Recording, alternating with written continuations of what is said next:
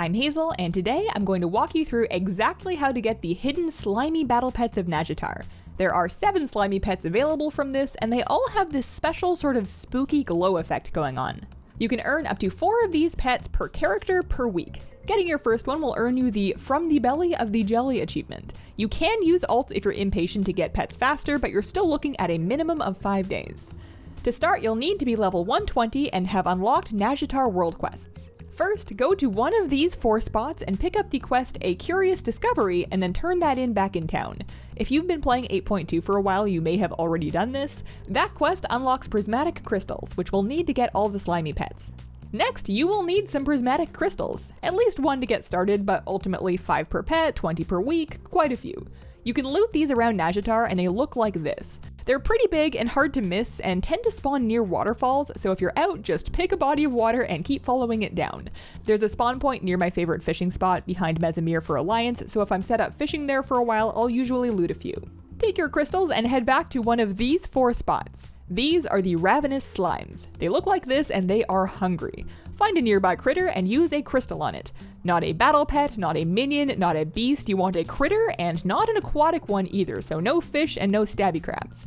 I go for the non-stabby crabs, the sea slugs, or flies. Once you've used a crystal on a critter, do not flight whistle or hearth or otherwise teleport because that will lose your critter and waste a crystal. You can mount and fly, but I stay low just in case. I throw a target marker on them just to keep track of them. It's not necessary, but it is handy.